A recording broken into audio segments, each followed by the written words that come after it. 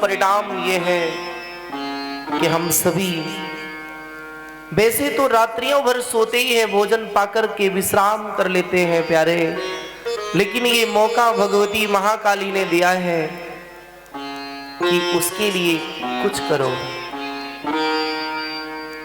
यहाँ एकत्रित होकर के अनवरत रूप से चल रही श्रीमद् भागवत जी के द्वितीय दिवस के अंतिम सत्र में हम सभी अवगाहन कराए। मंगलमयी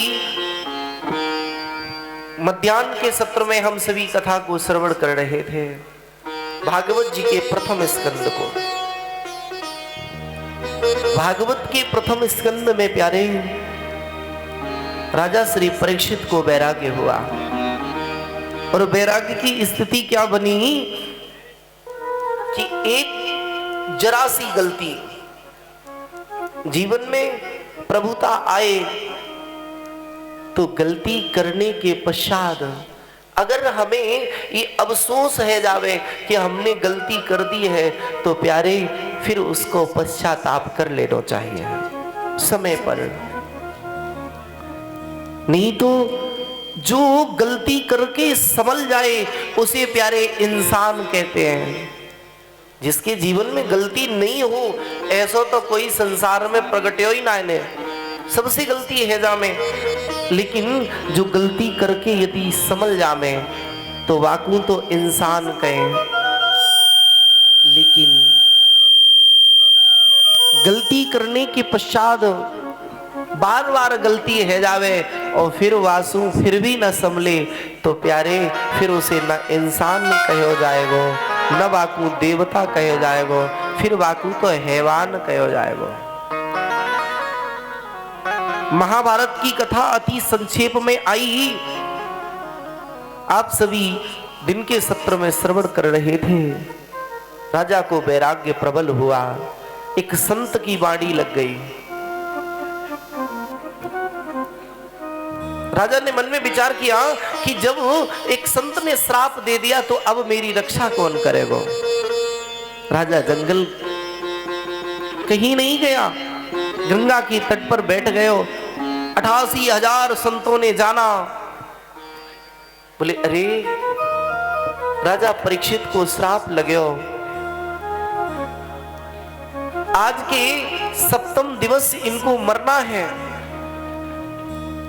वो जब सप्तम दिवस ही मरना है तो इसके राजा के सुंदर सी उपाय करना चाहिए। तो मेरे प्यारे आचार्य संत कहते हैं, उसी क्षण सभी 88,000 संत एकत्रित होकर के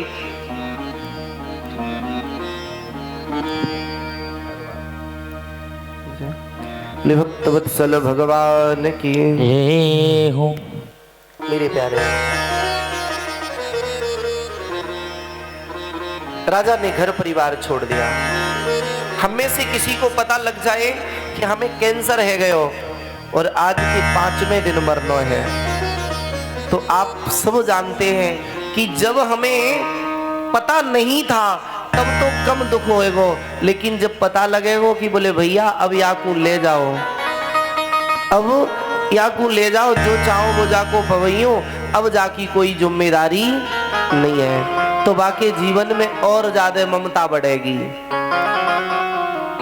कोई लोग ऐसे हैं जामे परीक्षित जी, जिनको जीवन है गयो, उम्र पूरी है गई, जी चुके पूरे और मर नहीं रहे हैं। लोग इंतजार करते हैं कि जे कब मर जाएं, लोग इंतजार करते हैं कब मर जाएं। और माँ बाप छोरों से कहते हैं देखो तुम्हारी क्या दशा है जावेगी जब हम मरेंगे तब।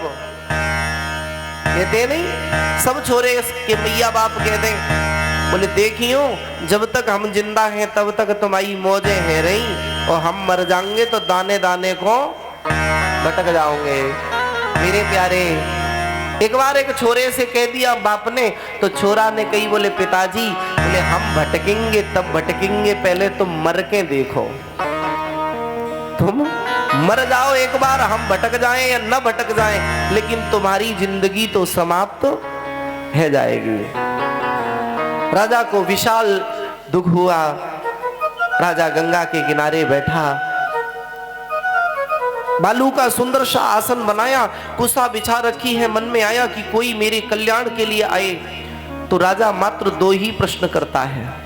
पहला प्रश्न क्या है? बोले जिसकी मृत्यु निश्चित है गई होए वाकू का करना चाहिए। दूसरा प्रश्न, जीव को सारे जीवन क्या करना चाहिए? तो कोई संत कहता है भजन करो, कोई कहता है यज्ञ करो, लेकिन राजा कहता है ये मेरे प्रश्नों का आंसर नहीं है। मेरे प्यारे, धीरे धीरे समय बढ़ा तो शुकाचार्य भगवान जो है ना, ये स्वयं माता किशोरी के यहां पर लीला सुख का काम करते हैं। गौलोक धाम में माता महाकाली गिरिजा की कृपा हुई तो भगवान शंकर के द्वारा इनको प्रादुर्भाव भयो। शंकर ने अमर कथा को सुनाया, पार्वती सो गई। इस सुख पक्ष ने श्रवण कर ली धोखे से। फलस्वरूप ये हुआ कि बाबा ने जाकर के मारना भी चाहा, लेकिन एक बार जो अमर कथा सुन लेता है प्यारे, वो कभी भी मरता नहीं है। अब प्रश्न उठेगा आपके मन में कि आखिरकार वो अमर कथा क्या है? जिस अमर कथा को शुकाचार्य ने श्रवण करो, वह अमर कथा है क्या? तो किसी ने कहा, बोले महाराज अमर कथा कोई और सी कथा होगी क्या? मेरी प्यारे, पहले तो ये भागवत कथा ही अमर कथा है। पहला भाव, भागवत कथा ही अमर कथा है।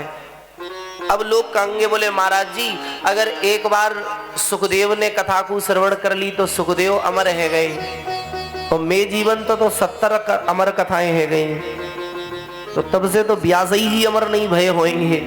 हाँ, अगर ये वास्तविक अमर कथा है, फिर दूसरा प्रश्न उठता है कि अगर ये अमर कथा है तो इसका अस्तित्व कहां गया? वास्तविक बात यही है कि अमर कथा तो यही है, लेकिन वो अमर कथा जब तक हम लोगों के पास में आई तब तक उसका अमरत्व नहीं रहा। सर्वप्रथम ये क्या थी? पहले इस भागवत का नाम क्या है? कल मैंने पूछा था भागवत जी का नाम क्या है? अच्छा, श्रीमद् भागवत। ये तो नहीं है। अगर यही होता तो जब ग्रंथ का अध्याय ब्राह्म होता है तो ये तो लिखा नहीं होता है।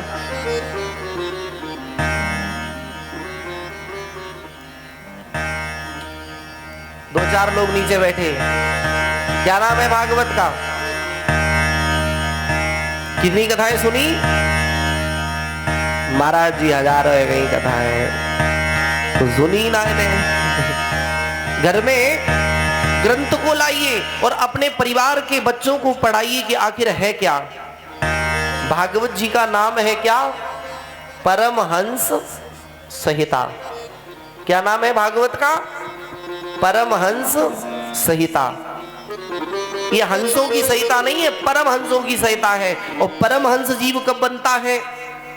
हंस को इतनी परख होती है कि जल को दुग्ध से दुग्ध ग्रहण करेगा और जल जल छोड़ देगा। क्षीर और नीर में अगर कोई वास्तविक अंतर जानता है तो वो हंस है, और हंस से भी ऊपर होता है परमहंस। परमहंस की गति तब होती है प्यारे, जब कोई जीव अपने जीवन में सारी क्रियाकलापें कर ले, अंत में उसमें एक ही स्थिति हो जाए जो ब्रह्म में स्थित है गयो, वही प्यारे परमहंस की गति को पाता है। परमहंस संहिता पहले नाम था इसका। उसके उपरांत यही परमहंसों की कथा जिस समय परमहंसों से देवताओं के पास में गई, सर्वप्रथम यही कथा को 4 श्लोकों में श्री नारायण जी ने ब्रह्मा जी को श्रवण कराई। चतुर्श्लोकी भागवत। तत्पश्चात ब्रह्मा जी ने अपने पुत्र नारद को श्रवण कराई, और नारद ने इन्हीं 4 श्लोकों को सरस्वती नदी के समीप बैठाल करके वेदव्यास जी को श्रवण करा दिए। और वेदव्यास जी ने इसी 4 श्लोकों की जब व्याख्या करी तो इतनी विस्तार से व्याख्या की, इतनी विस्तार से व्याख्या की कि इन 4 श्लोकों की व्याख्या में 18,000 श्लोक बने और उससे ये 2 खंड की श्रीमद् भागवत की परमहंस संहिता तैयार हो गई। पहले तो इसमें 18,000 श्लोक थे, लेकिन अब इसमें 18,000 श्लोक नहीं है। इस समय यदि दोनों इस खंडों को पढ़ेंगे तो 15,754 के ऊपर श्लोक निकलेंगे, क्योंकि हमारे यहां कई एक बार शास्त्रों से छेड़खानी हुई है प्यारे। जो आया उसने हमारे शास्त्रों को लिया और लेकर के यहां से चले गए। इतिहास में आपने पढ़ा होगा कि एक बार विदेशी आकर के सारे शास्त्रों को ले गए, सारे शास्त्रों को जला दो। लेकिन आज हमारे देश में जो ये शास्त्र हैं वो तो कृपा हुई पूज्य स्वामी श्री विवेकानंद जी की। विवेकानंद जिस समय विदेश में जाकर के प्रवचन किए, मात्र 2 मिनट का समय मिला तो उनसे एक ही प्रश्न किया। बोले मैंने सुना है तुम्हारे यहाँ कृष्ण हुए हैं। बोले हुए तो है। बोले जब वो बांसुरी बजाते थे तो उनकी बांसुरी के पीछे गौएं भागने लगती थी। उन्होंने कहा बिल्कुल सही है। बोले तो आप प्रवचन करिए, ऐसा कैसे हो सकता है? तो स्वामी जी ने मंच की तरफ मुख कर लिया और मंच से नीचे उतर गए। प्रवचन इस प्रकार बोलने लगे, इस प्रकार बोलने लगे कि मंच को छोड़ करके जनता 2 किलोमीटर पीछे चली गई। बाद में स्वामी जी ने कहा, बोले अब देखो तुम्हारा मंच कहां है? तो मंच दिख नहीं रहा था। सभी ने पूछा ये क्या है स्वामी जी? तो स्वामी जी ने बड़ी सुंदर बात कही, विचार करके देखो, जब मैं उस कृष्ण का एक अंश हूं, सिर्फ नाम जपने वाला, और मेरी वाणी में इतना आकर्षण है कि आप 2 किलोमीटर चले आए, तो जब वो कृष्ण आयो होएगो वह समय तो जीव की तो कहे कौन, मानव की कहे कौन, उस समय क्या पशु पक्षी नहीं आ सकते हैं? विदेशी स्वामी जी की बात से प्रसन्न हुए। विदेशियों ने कह दिया, बोले आप मांगो, आपको क्या चाहिए? तो उन्होंने कहा मुझे मेरे ग्रंथ चाहिए। बोले ग्रंथ चाहिए? बोले हाँ। बोले ग्रंथ तो नहीं मिल सकते। बोले फिर? बोले इतनो है सकेगो, आप ग्रंथन को पढ़ लो एक बार। और स्वामी जी पे इतनी कृपा थी अपने गुरुदेव की कि एक बार जिस ग्रंथ को देख लेते थे वो ग्रंथ उनके हृदय में मानो स्थापित है जाए। ये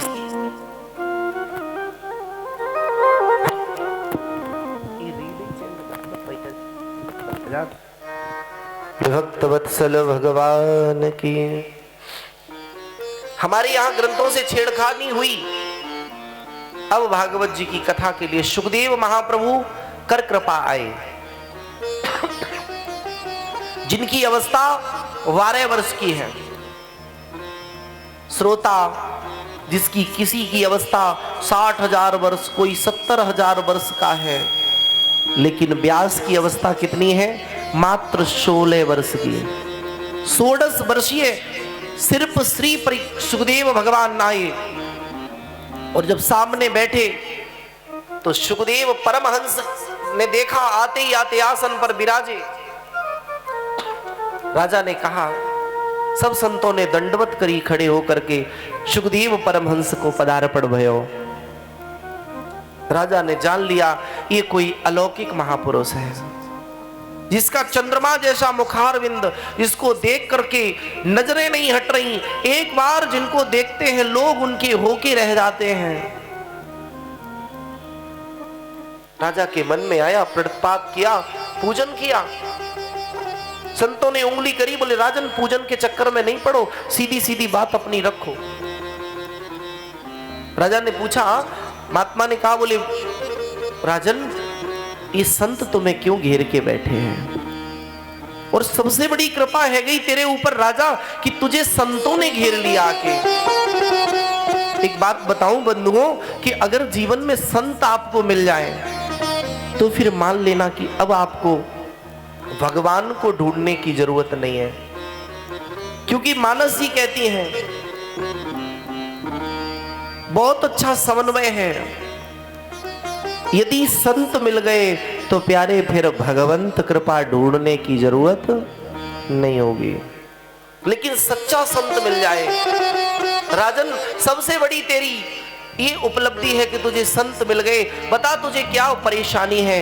राजा ने तुरंत कह दिया, प्रभु जिसकी मृत्यु निश्चित है गई होए वाकू कौन सो विधान करना चाहिए। तो सुखदेव परमहंस बोले राजन मरना तो सभी को है और सभी की मृत्यु निश्चित है। तो बोले नहीं, जिनकी बिल्कुल निश्चित है गई होए। बोले कैसी? बोले जिनको 7वें दिन में ही मरना होए। बोले राजन 8वां दिन किसी के लिए नहीं बनाया गया हो, सब 7 ही में मरेंगे, कोई 8 वाले दिन मरेगा। राजा ने कहा नहीं। बोले फिर? बोले मेरी मृत्यु बिल्कुल निश्चित है गई। ये नहीं कहा, ये कहा किसी की मृत्यु निश्चित है गई होए। बोले मृत्यु निश्चित है गई? बोले नहीं, किसी के सर्व के द्वारा जब मृत्यु होगी तो वाकू अधोगति में जाना पड़ेगा। तो क्या हे सुखदेव परमहंस उसके लिए कोई विधान है आपके पास? तो सुखदेव ने कहा, बोले राजन तू तो 7 दिन की बात कर रहे हो, अगर तेरे पास 7 घड़ी भी हो तो तेरी 7 घड़ी में ही मोक्ष तुझे मिलेगा। किसी में सामर्थ्य नहीं है। एक सच्चा सामर्थ्य सदगुरु ऐसा होता है प्यारे, जो उस परमात्मा की लेखनी को मिटा सकता है।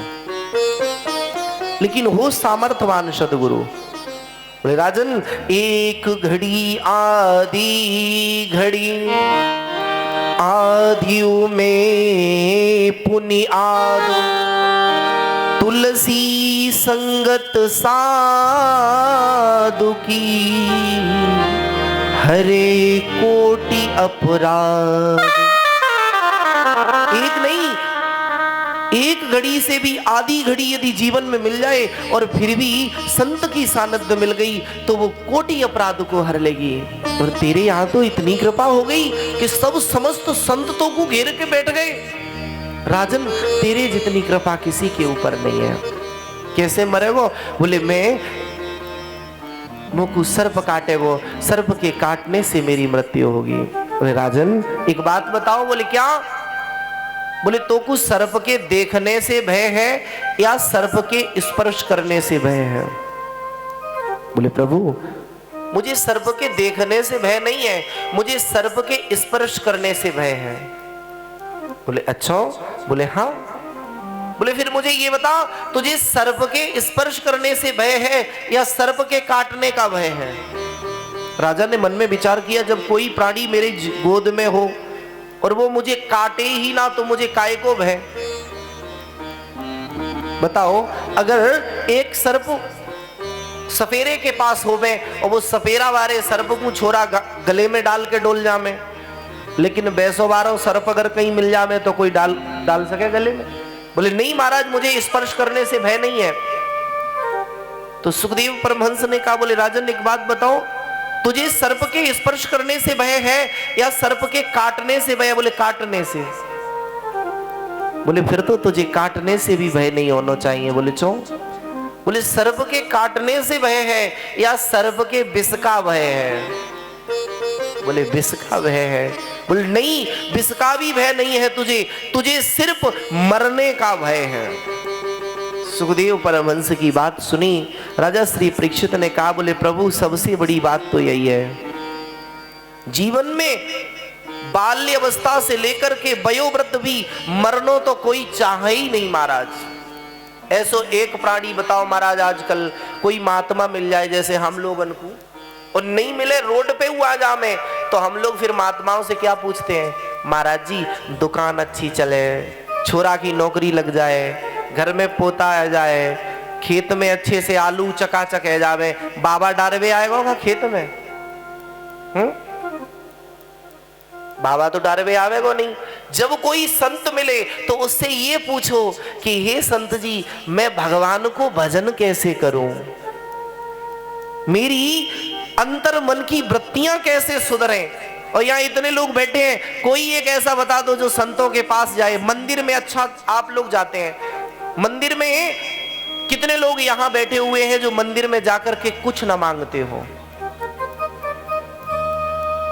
सभी मांगते हैं। और कोई कोई तो कहता होगा, बोले महाराज जी हमारे पास तो लिस्ट है पूरी। प्रभु दुकानों चले, मकानों चले, प्लाटों बन जावे और एकदम बैंक बैलेंस हो चकाचक। अब भगवान कहेगा, बोले हे मानव, 1-2 रुपए की अगरबत्ती लगाए रहे हो, करोड़ खाड़ मांग रहे हो। हाँ, सस्ता सौदा है ना? यहाँ इतने लोग बैठे, कभी भी जाकर के मंदिर में एक बार भी हमने कहा कि हे प्रभु आप मेरे साथ चलो? कभी कहा? यदि मैं ये कह दूं कि हे ठाकुर जी आप ही मेरे साथ चलो, और जब ठाकुर जी साथ में होंगे प्यारे, तो क्या वो तुम्हारे काम नहीं बनाएंगे? हमने कभी ठाकुर जी को मांगा ही नहीं, हमने तो यही कहा कि ठाकुर तू मुझे दे दे। और प्यारे जिस दिन हम ठाकुर जी से मांगने लगेंगे, उस दिन मंदिर में तो हम लोग मांगते हैं, और मंदिर के बाहर जो बैठे होते हैं वो हमसे मांगते हैं, तो हम उन्हें 2 रुपए नहीं देना चाहते हैं। जब हम उन्हें 2 रुपए नहीं देना चाहते हैं, तो वो मंदिर में बैठा परमात्मा क्या कोई नौकर नहीं लगा जो तुम्हें 2 करोड़ दे देगा? वो भी तो देखता है तेरे पास 10,000 है तो तू इसको दे करके देख, तब मैं तुझे दे दूंगा।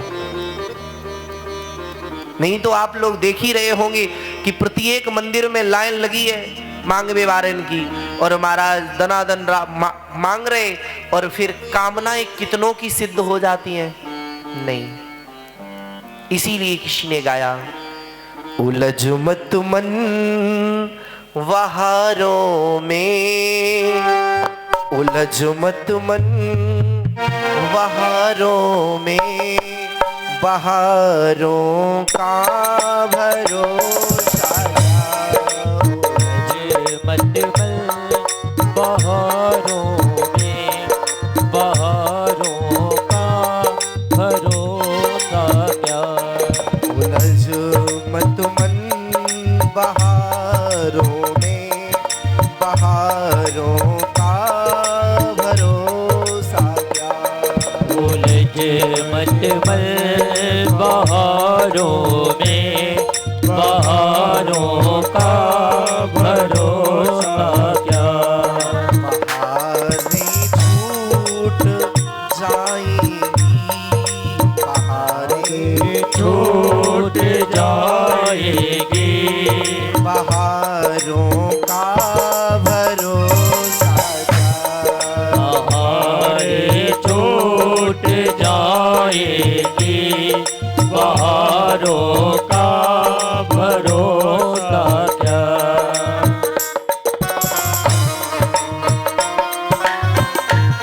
जय जय।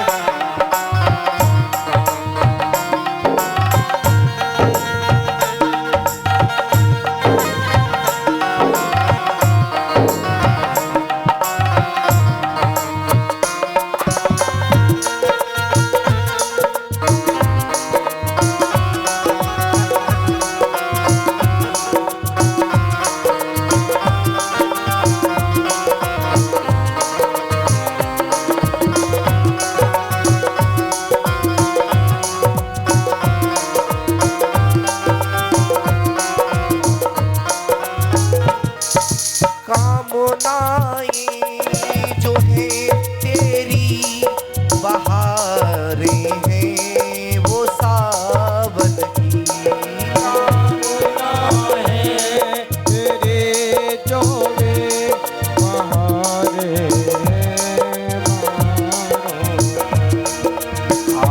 कामनाएं जो है तेरी, वो आ रहे हैं वो सावन की। कामना है जो है तेरी, बहारे हैं वो सावन की। बहारें छूट जाएंगी, बहारें छूट जाएगी, बहारों का भरोसा क्या। बहारें छूट जाएगी, बहारों का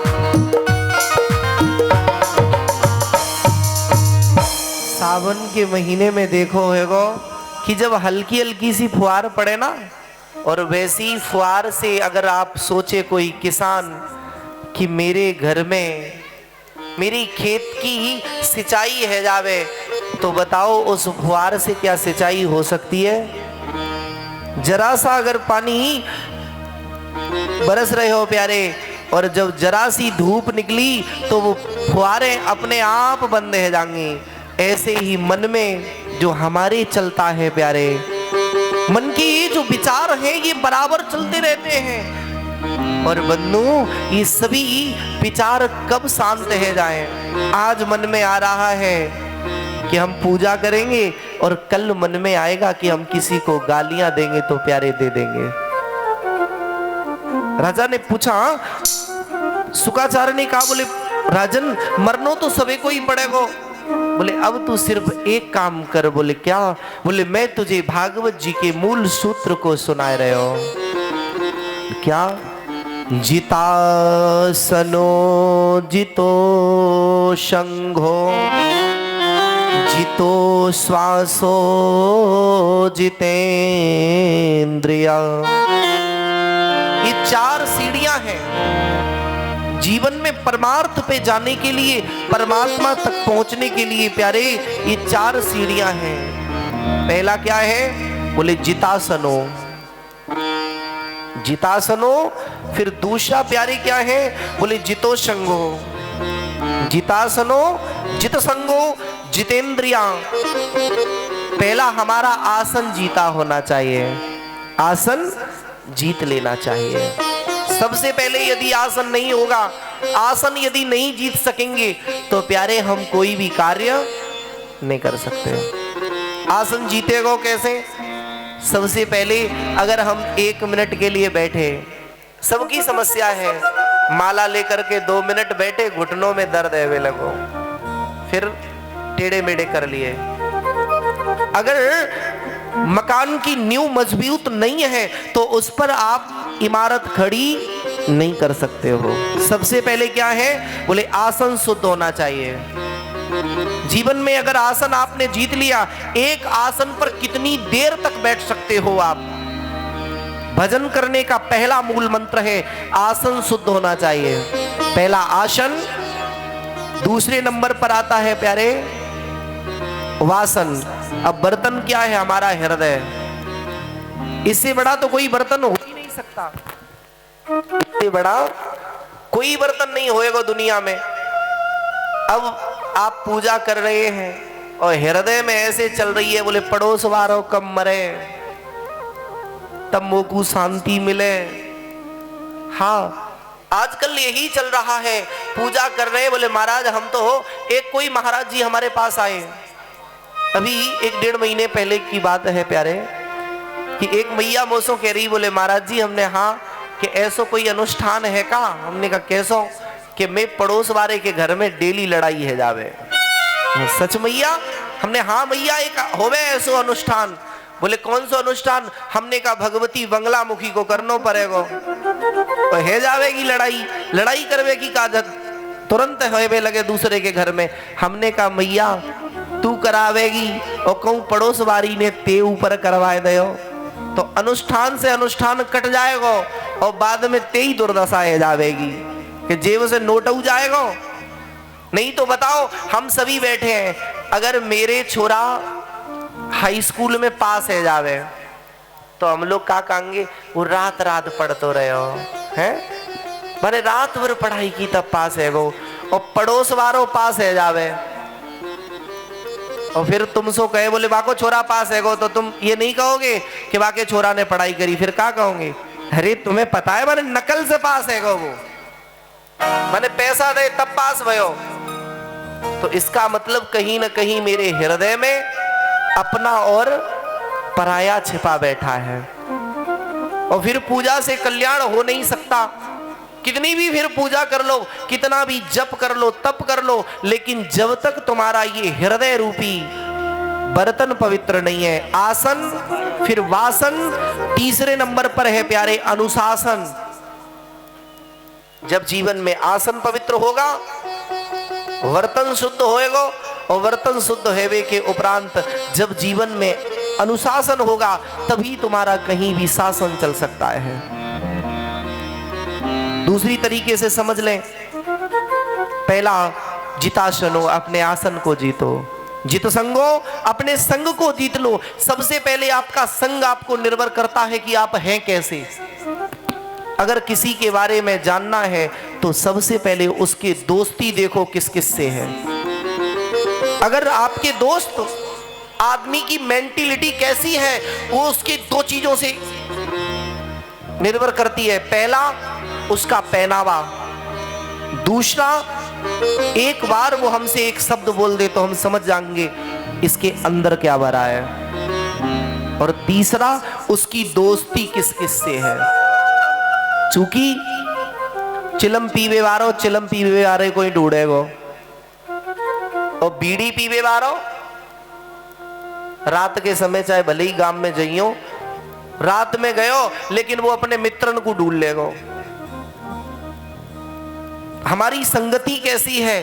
कक्षा 3-4 की पुस्तक में एक दोहा आता है, रहीम जी ने लिखा, कदरी सीप भोजंग मुख, कदरी सीप भोजंग मुख, स्वामति के गुण तीन, कदरी सीप भोजंग मुख, स्वावति के गुण तीन, जैसी संगति बैठियो वैसो ही फल दीने ओ भक्ता, वैसो ही फल दीने।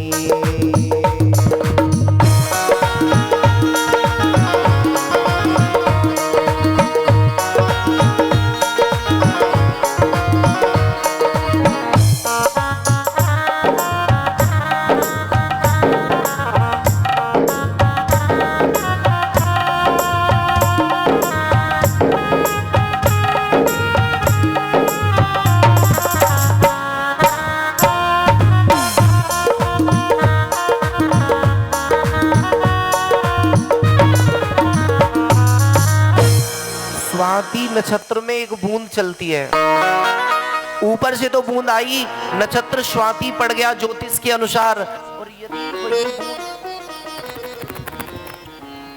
हेलो भैया जल लीड को तुम चेंज कर दो, है ना, क्योंकि बालक बंदर एक स्वभाव, और मेरी आदत है महाराज बार बार ऐसे करवे की, सुबह पे तो टच है जाए वो बंदे जाते हो है रहे हो, काम तो बाद में देख लियो, है ना। बोले भक्त वत्सल भगवान की जय हो। मेरी प्यारे, एक स्वाति नक्षत्र में एक बूंद चलती है, यदि उस बूंद को हवा लग गई और समुद्र में जाकर के सीप के अंदर गिर गई तो मोती बनकर के प्रकट है जावेगी। पढ़ा है 2-3 में, सभी भैयाओं ने पढ़ो होगा कि सीप के मुंह में गिरी तो मोती बन गई, अंगारे पर गिरी तो भाप बन के उड़ गई, धूल में गिर गई तो अपना अस्तित्व खो गई। और वही बूंद यदि किसी हाथी के कान में गिर गई तो गजमुक्ता बनकर के प्रकट हो गई, गऊ के नेत्र में गिर गई तो गौलोचन बनकर के प्रकट है गई, और वही केले के अंदर गिरी जाकर के तो कपूर बनकर के प्रकट हो गई। और वही बूंद अगर एक सर्प के मुख में जाकर के गिर गई तो विष बन गई। बूंद एक है प्यारे, लेकिन जैसी संगति उसे लग गई उसके जीवन की रंगति वैसी ही हो गई। हम सभी को चाहिए कि अपने जीवन की संगति इस स्तर की होनी चाहिए कि कल को हमारे जीवन की रंगति एकदम चकाचक होनी चाहिए। अब संगति अगर तुमने करी, किसी ने गाया है ना, संगत कर अच्छे लोगों की, दवा मिलेगी सभी रोगों की। अब संगति तो आपने जीवन में हमारे यहां से 2 चीजें जा चुकी हैं, एक संगति और दूसरी पंगति। समझ रहे हैं ना भाषा को? संगति और पंगति। पहले पंगत में बैठाल के पवायो जाए और अब भीख मंगवा भी जाए, कटोरा पकड़ाया जाए, बोले प्लेट पकड़ो, और जे द्वार पे जाओ और बवारे द्वार पे जाओ। संगति अगर आपकी अच्छी है। राजा ने कहा, बोले प्रभु आप कृपा करो, मुझे कथा श्रवण कराओ। राजन अब तेरा सर्व प्रश्न क्या है? राजा ने सृष्टि के आरंभ की कथा को श्रवण करना चाहा। बोले प्रभु इस सृष्टि को सृजन कैसे भयो? तो मेरे प्यारे, सृष्टि सृजन के एक दो भाव नहीं है। आप जिस ग्रंथ को पढ़ेंगे उस ग्रंथ में उसी देव को प्रदान करके और सृष्टि सृजन की वर्णन है। जैसे आप श्री शिव महापुराण का अध्ययन करेंगे तो उसमें भगवान महादेव से ही सृष्टि को सृजन भयो, और यदि आप विष्णु पुराण को पढ़ेंगे तो भगवान नारायण सो ही सृष्टि को सृजन भयो। और श्रीमद् भागवत जी कहती हैं कि सर्वप्रथम ये पृथ्वी जो है वो एक आग का गोला है। विज्ञान को पढ़ने वाले छात्रों ने पढ़ा होगा कि ये पृथ्वी आग का गोला है और ये कई हजार वर्ष तक उसी जल में यूं ही तैरती रही। आचार्य संत कहते हैं पहले पिंड बना, फिर अंडा आकार का बना, और उसी अंडे से महाराज ये चराचर जगत की उत्पत्ति हुई। पिंड, फिर अंड स्वरूप, और अंड के स्वरूप के तत्पश्चात फिर इससे ये ब्रह्मांड का स्वरूप बना। इसमें से एक पुरुष प्रकट हुआ अंडे के मध्य से, जिसे कहा गया अक्षर ब्रह्म। जिन लोगों ने गीता का अध्ययन किया होगा, परीक्षित जी गीता जी पढ़ी है? अच्छा नहीं पढ़ी है, कोई बात नहीं है, जब पढ़ी नहीं है तो फिर बोलना ही बेकार है।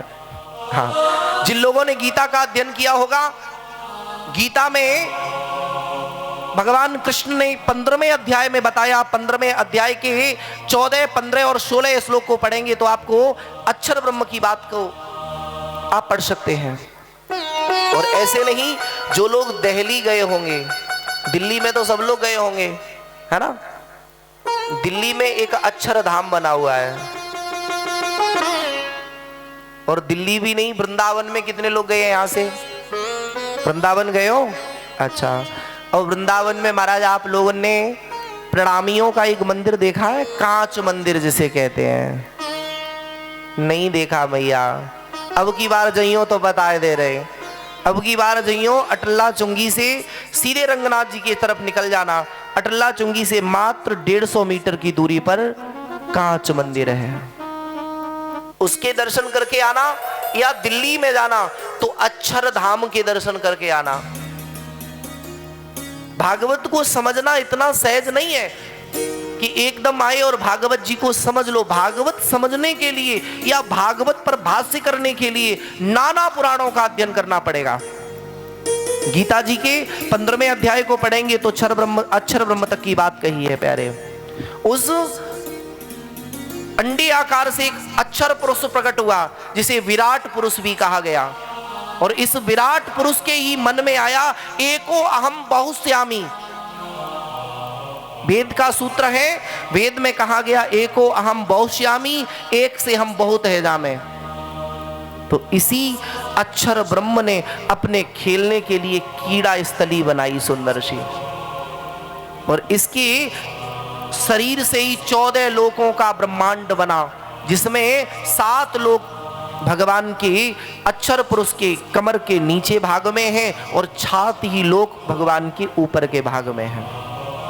जो पाताल से लेकर के और पृथ्वी लोक पर हम बैठे हैं, इसे प्यारे मंज लोक भी कहते हैं। मध्यस्थ है ये, इससे ऊपर भी कई एक लोक हैं और इससे नीचे भी कई एक लोक हैं। ऐसे नहीं समझे तो महाराज भागवत के अनुसार क्या हुआ कि भागवत में एक बट वृक्ष के पत्ते के ऊपर करारविंदे न पदारविंदे, अपने कर से भगवान अपने पाम के अनुष्ठे को मुंह में दबाए हुए और बट वृक्ष के पत्ते पर ठाकुर जी ठहर रहे हैं। और उसी परमात्मा के मन में आया कि एक से हम बहुत हो जाएं। तो उस परमात्मा ने कृपा करी तो उसके मन से इस सरोवर में एक सुंदर सा कमल का आविर्भाव हुआ और कमल पर ब्रह्मा जी को प्रादुर्भाव भयो। कमल की नाल से जब ब्रह्मा जी को आविर्भाव भयो तो ब्रह्मा जी ने चारों तरफ देखा तो ब्रह्मा जी के मुख है गए 4 और एक मुख पहले से था तो ब्रह्मा के कितने मुख हुए? 5। ब्रह्मा को पंचानन भी कहा गया, एकानन चतुरानन पंचानन राजे। 5 मुख हुए। आप शिव महापुराण की कथा पढ़ेंगे जिसमें उमा संहिता में वर्णन आता है जब भगवान ब्रह्मा और नारायण का युद्ध हुआ तो भगवान नारायण के द्वारा ब्रह्मा का एक शीश काट दिया गया जिससे ब्रह्मा के 4 ही मुख बचे। अंत में प्यारे ब्रह्मा एक दिन बैठने के सोचने लगे, बोले मेरो प्रादुर्भाव कहां से भयो, आखिरकार मेरी मैया बाप कौन है? तो ब्रह्मा जी उसी कमल की नाल को पकड़ के नीचे की तरफ गए और 1-2 दिन नहीं 1000 वर्ष है गई ब्रह्मा ऊपर नीचे है तेरे, लेकिन वो कमल की नाल का अंत नहीं पाया। तो ब्रह्मा ने ऊपर आकर के विराजे कमल के पुष्प पर मन में आयो, बोले मेरे माता पिता को तो पतो ना लगे हो तो क्या करना चाहिए? तो एक श्लोक हम सभी बोलते हैं। अब किसी से पूछ लिया जाए कि ये श्लोक हर जगह लिखा है लेकिन वास्तव में ये श्लोक आया कहां से? सभी लोग बोलते ही हैं और हम बोलेंगे तो सब लोग साथों साथ बोलेंगे। ब्रह्मा जी ने सोचा मेरा जन्म कहाँ हुआ, मेरी जननी कौन है? तो ब्रह्मा ने कहा त्वमेव माता च पिता त्वमेव। हे कमल की नाल, तू ही मेरी मैया है और तू ही मेरा पिता है, क्योंकि जन्म तुझसे हुआ मेरा। त्वमेव माता च पिता त्वमेव, त्वमेव बंधु च सखा त्वमेव, त्वमेव विद्या द्रविड़म त्वमेव, त्वमेव सर्वम मम देव देव। सब लोग बोलते हैं ना इस श्लोक को। अब ये श्लोक आया कहां से, ये वर्णित कहां है? वैसे तो कोई ग्रंथ लेंगे उस पर लिखा है, लेकिन मेरे प्यारे जब आप ब्रह्म पुराण को पढ़ेंगे, ब्रह्म वैवर्तक पुराण को पढ़ेंगे तो ब्रह्मा ने अपनी स्तुति में सर्वप्रथम यही श्लोक बोला। ब्रह्मा बैठे हुए हैं, मन में आया क्या करना चाहिए, तो उस पानी की अथाह प्रभाव में, अथाह वेग में ब्रह्मा को 2 वर्णमाला के शब्द श्रवण करने को मिले, जिसमें एक ता और दूसरा पा। जब कहीं पानी तेज से जा रहे हो तो पानी के वेग में आप लोग श्रवण करके देखना कि वहां कोई शब्द निकलता है। पानी कहीं ऊंचे से नीचे को गिरे तो वहां एक कलकल का शब्द निकलता है। जब उसे ध्यान से श्रवण करोगे तो उसमें तप निकलेगा। ब्रह्मा ने तपस्या करी। तत्पश्चात ब्रह्मा के मन में आया कि मैं सृष्टि सृजन करूं। भगवान ने हृदय में ही आवास कराया, बोले सृष्टि सृजन करो। ऐसी कृपा हुई प्रभु की कि ब्रह्मा ने मानसिक सृष्टि की। सृष्टि 3 प्रकार की है। पहली सृष्टि है प्यारे मानसिक सृष्टि, दूसरी नाद सृष्टि, तीसरी मैथुन सृष्टि। मानसिक सृष्टि क्या है? मानसिक सृष्टि वो है कि मन से आपने सोच लिया और मेरे प्यारे वो कार्य है गयो, तो मानसिक सृष्टि हो गई। ब्रह्मा ने मन से सोचा, 4 पुत्र उत्पन्न किए जिन्हें सनत कुमार कहा गया। सनत कुमारों की उत्पत्ति हुई। चारों से ब्रह्मा ने कहा, बोले लाला तुम सृष्टि सृजन करो। सृष्टि सृजन करना चाहिए। बोले नहीं, हम सृष्टि सृजन नहीं कर सकते। बोले चो, बोले एक वरदान दे दो। बोले क्या? बोले वरदान यही दे दो कि मेरी अवस्था कभी 5 वर्ष से ऊपर ही ना हो। ब्रह्मा ने कह दिया। बोले ठीक है। चारों ने हाथ जोड़ के कहा, बोले पिताजी फिर एक बात बताओ, जब 4-5 वर्ष के हम रहेंगे तो फिर सृष्टि सृजन क्या करेंगे? तो ब्रह्मा ने श्राप दे दिया। बोले तुम्हें एक जगह पर कहीं तुम स्थिर नहीं हो सकते, जाओ मैं अभिश्राप दे रहे हो। चारों छोराते होते भागने लगे। ब्रह्मा के मन में शांति नहीं हुई तो भगवान ब्रह्मा ने अपने शरीर से 10 मानसिक पुत्र उत्पन्न किए। और ये 10 के 10 परम सिद्ध संत हुए। आज जितने भी संसार में गोत्र हैं, जितना भी चर जगत है, ये सभी इन्हीं महापुरुषों की संतानें हैं। हम सभी किसकी संतानें हैं? ऋषियों की संतान है। किसकी संतानें हैं? ऋषियों की। जिनमें कौन है? सबसे पहले ब्रह्मा ने अपने मन से महर्षि मरीचि को उत्पन्न किया। मन से मरीचि को उत्पन्न कर दिया, कर से क्रतु को उत्पन्न कर दिया, नेत्र से अत्रि को उत्पन्न कर दिया, पुलह को उत्पन्न कर दिया, भ्रू भाग से महाराज पुलत्स को उत्पन्न कर दिया, पीठ से काम को उत्पन्न कर दिया, भ्रू भाग से लोभ को उत्पन्न कर दिया, हृदय से काम को उत्पन्न किया और दाहिने पैर के अंगूठे से दक्ष प्रजापति को उत्पन्न कर दिया। दसम पुत्र तत्र नारदः, अपनी गोदी से स्वयं नारद भगवान को प्रकट किया। तत्पश्चात ब्रह्मा के मन में फिर भी शांति नहीं हुई, तो ब्रह्मा ने अपने दक्षिण स्तन से अधर्म को उत्पन्न कर दिया, अपने भ्रू भाग से लोभ को उत्पन्न कर दिया और अपनी बाड़ी से सरस्वती को उत्पन्न कर दिया। ये ब्रह्मा की सृष्टि है।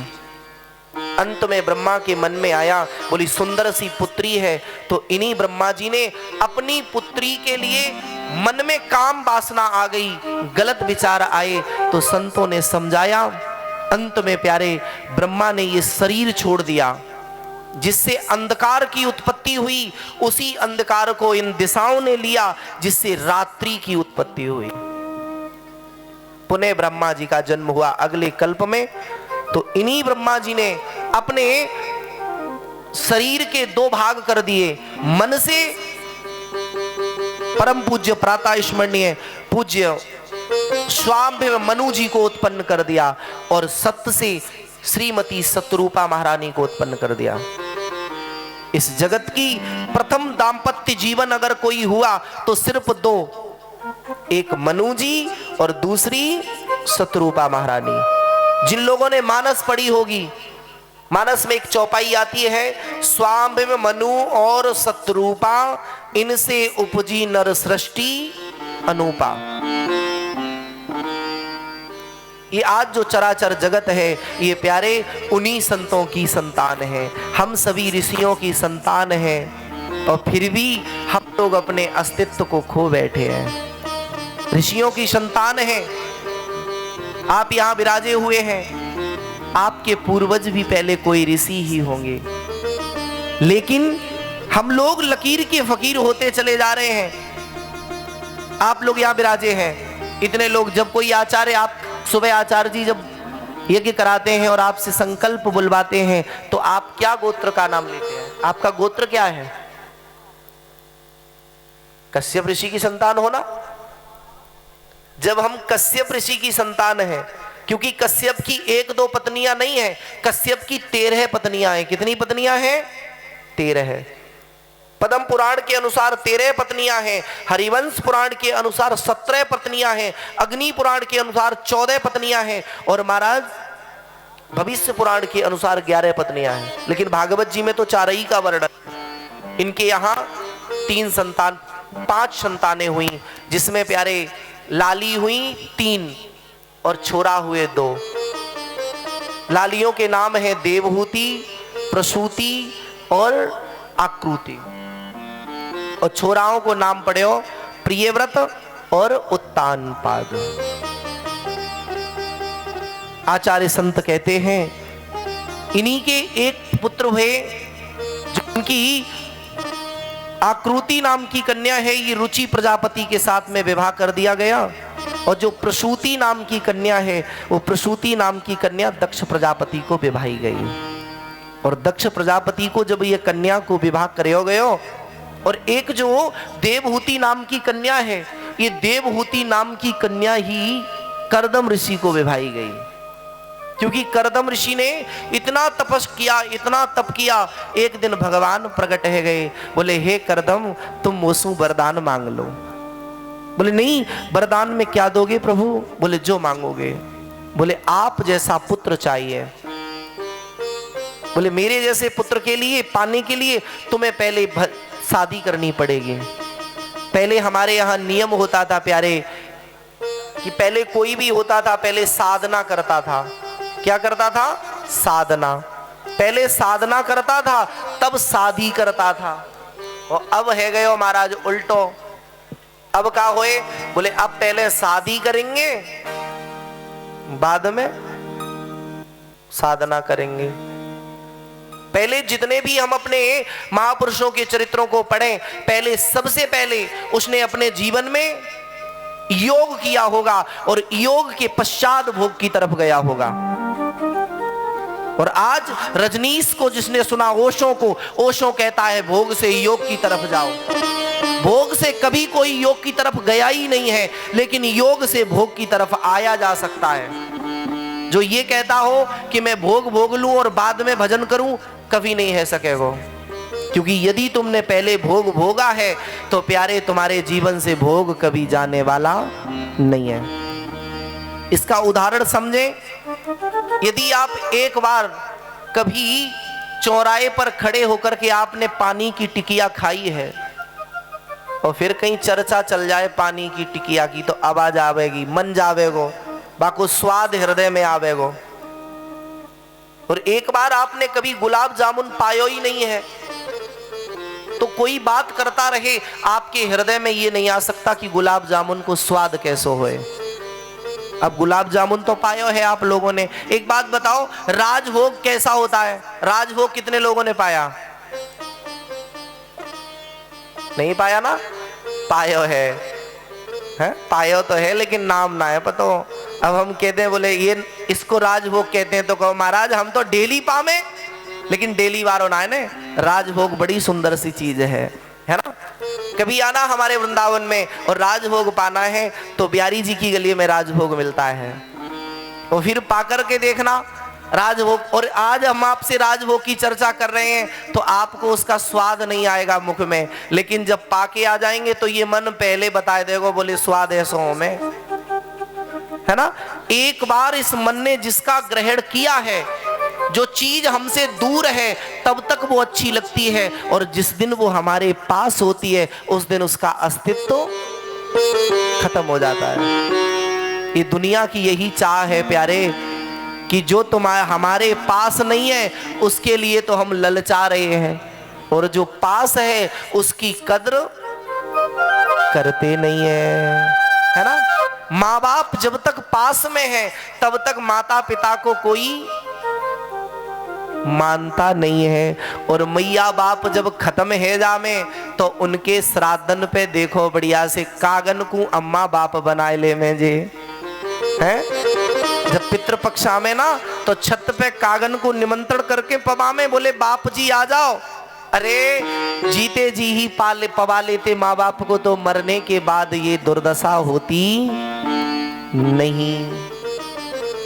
अब जीते जी पवाया नहीं कभी, जीते जी मैया बिलखती रही एक एक रोटी के लिए, और मरने के बाद तुम भंडारे लुटवाओ, तुम उसके नाम से कुछ भी करो प्यारे, कुछ है व्यवहारो नहीं है। देवहूति के साथ में कर्दम ऋषि की शादी हुई, और कर्दम ऋषि के यहाँ पर 9 कन्याएं हुई।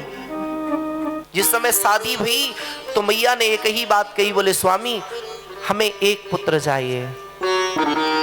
कर्दम ऋषि ने एक सुंदर सा विमान बनाया जिसमें सारी सुविधाएं थीं। आज का विज्ञान सबसे आगे जा सकता है, लेकिन आज से पहले हमारा जो संतों का विज्ञान था वो बहुत आगे था। संतों ने जिस विमान को बनाया, आज उसी की नकल करके जल में जो चलता है सीप, उस सीप में भी सारी व्यवस्थाएं थी। ये कर्दम ऋषि की खोज है। इनके यहाँ एक लाला को जन्म भयो। इनका जन्म हुआ काम्पिल्ल में। काम्पिल्ल में जन्म हुआ, जिसका नाम पड़ा कपिल भगवान। क्या नाम पड़ा? कपिल, जो भगवान के ही अवतार हैं। बोली कपिल भगवान की जय हो।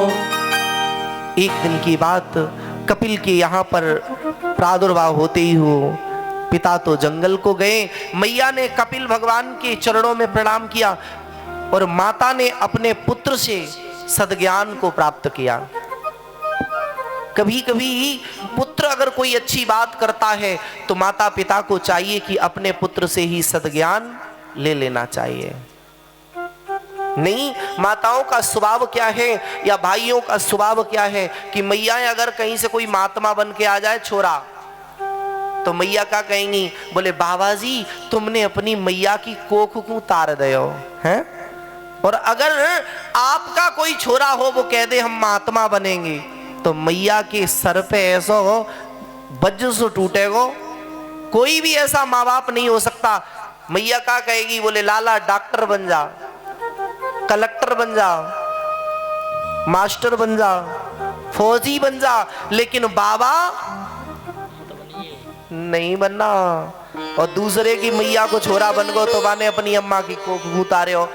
और आपके यहाँ छोरा जब बन जाए तो चाहे लाला तू गमार बन के आ जाइयो, बिल्कुल चोर बन जाइयो, लेकिन महात्मा नहीं बनना। आज दिन तक किसी मैया ने ऐसा नहीं कहा कि मेरा छोरा महात्मा बन जाए। मेरी प्यारी मैयाओं, जीवन में एक ऐसी इतिहास में ऐसी माता हुई जिसने सिर्फ ये कहा कि मेरे उदर में जो लाला आएगा वो किसी के उदर में नहीं जाएगा। तुम्हारे यहाँ अगर कोई देशभक्त का जन्म होता है तो तुम्हारी 5 पीढ़ी तरती हैं। कितनी पीढ़ी तरती हैं? 5। आपके यहाँ कोई ऐसा छोरा जन्मे जो मेहनत करके और बॉर्डर पे जाके खड़ा हो जाए, जिसकी जीवन की पूरी कमाई बॉर्डर पर लग जाए, जिसके पीछे देश स्वतंत्र रहे, तो समझ लेना आपकी 5 पीढ़ी तर जाएंगे। और यदि कोई छोरा ऐसो भयो जाने समाज में अच्छे से काम कर दिए तो समझो आपकी 7 पीढ़ी तरेंगी।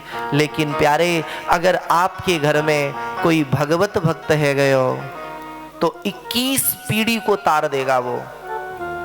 और फिर भी हम लोग भगवत भक्त जब कोई घर में हो जाए ना, एक कोई भजन के लिए आगे बढ़े तो सबके मन में फिर आएगा, बोले अब जो भजन करेगो, अब भजन करेगो, भजन की जे कोई उम्र होवे का। और छोटे छोटे छोरन से कहो, बोले लाला भजन करेगो, तो बोले नहीं इस अवस्था में थोड़ी ना करेंगे। बोले बुढ़ापे पे करेंगे। और बुढ़ापे पे प्यारे भजन है वे बारो नहीं है। क्योंकि दशा ऐसी होगी उस समय, नाक से बहेगो नाला, लाठी से पड़ेगो पाला, आँख में लगेगो जारा, जरा जिंदगानी में। आँख में जाला लग जाएगा। रात्रि के समय रामायण नहीं पढ़ सकते हो, आसन पर नहीं बैठ सकते, कमर टेढ़ी है जावेगी, तीर कमान बन जावेगी।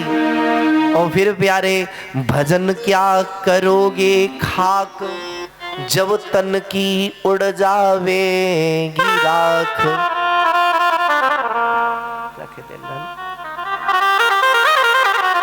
ले जाएगा का? ले जा रे भैया। बोले भक्त वत्सल भगवान की जय हो। आइए दोबारा प्रभु जी का नाम लेते हैं।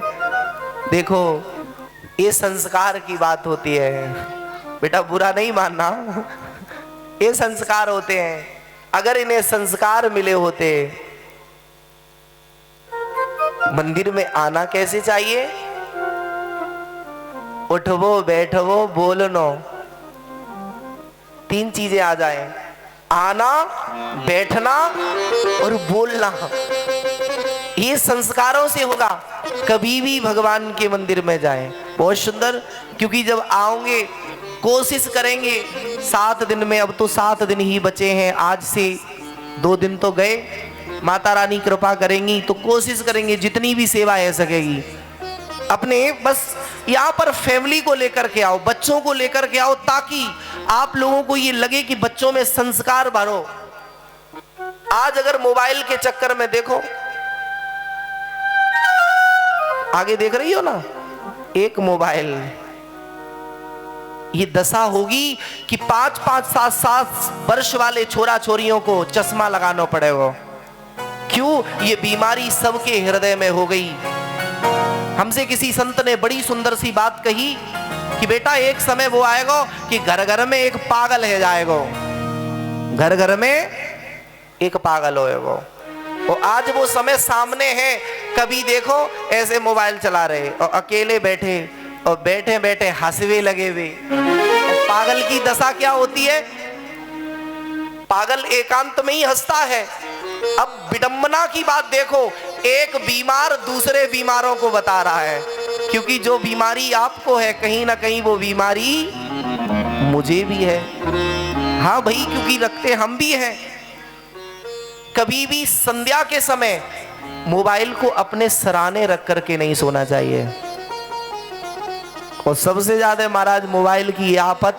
और एक हमारे गुरुजी एक बड़ी सुंदर बात कहते हैं कि दुनिया में सब चीजें अपवित्र है जामे, ठाकुर जी अपवित्र है जामे, लेकिन जे देवता सबसे ज्यादा पवित्र हैं। सच में भैया। और नहीं तो हम आपको बता रहे हैं, अगर डोल डाल करवे जा रहे हो छोरा सुबह सुबह, अब फोन रखेगो नहीं, कहीं रखेगो तो मेहताई पकड़ लेगी, तो बाकी पकड़ी जावेगी चोरी। आज के समय में मेरी बातें कड़वी जरूर लगेंगी, लेकिन हम बिना कहे रह नहीं सकते। आज के समय पिता के मोबाइल का पासवर्ड छोरा को नहीं पता, और छोरे के मोबाइल का पासवर्ड पिता को नहीं पता। ऐसा है क्या इस मोबाइल में? धिक्कार है हम लोगों के जीवन को कि आज की स्थिति वो हो गई कि 3-3, 4-4 छोराओं की माएं, और वो भी अपने परिवार को न देख करके लगी वीडियो बनाए हुए में दनादन। फिर क्या करोगे? भागवत सुनो, रामायण पढ़ो, और चरित्र तुम्हारा ऐसा जाकर के नीलाम होगा, तुम याद करोगे। वो समय आएगा, ज्यादा समय नहीं लगेगा, वो समय आएगा कि तुम इस धर्म की बातों को सुन नहीं सकते।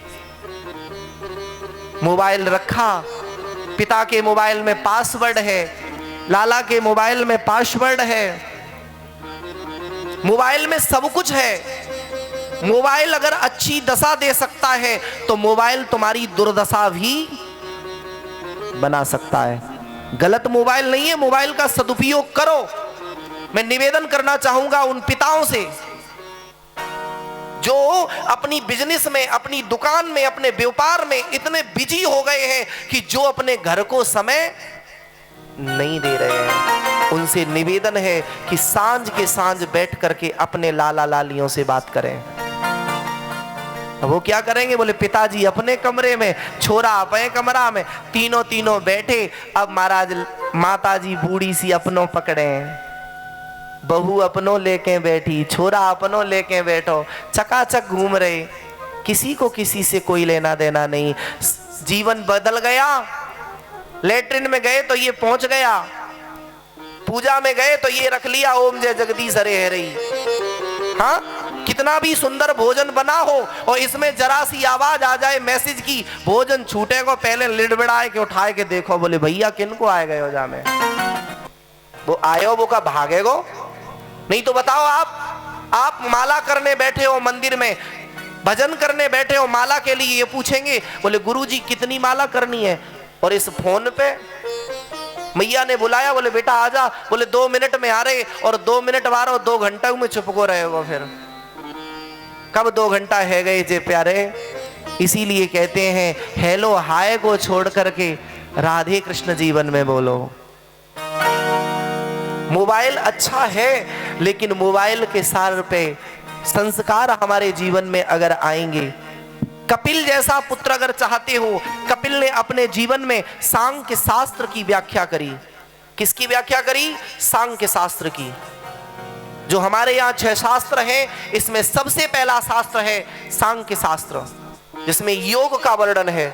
जीव गर्भ में कैसा आता है, कितने दिन तक ये जीव अन्न में आता है, अन्न से ये वायु में जाता है, वायु से फिर पिता के शरीर में आता है।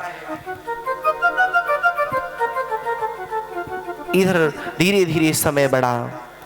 यही प्रसूति नाम की जो कन्या है वो दक्ष प्रजापति को विवाही गई, और दक्ष प्रजापति के यहाँ पर कई एक कन्याएं हुई, जिसमें से 27 कन्याएं जो है वो चंद्रमा को दे दी गई, और इन्हीं में से एक कन्या है सती। वो सती भगवान शंकर को विवाह कराए हुए हो। बोले भक्त वत्सल भगवान की जय आए हो। 2 बार लेते हैं बाबा शंकर का नाम, तत्पश्चात सती और शिव चरित्र में प्रवेश। तेरा पल पल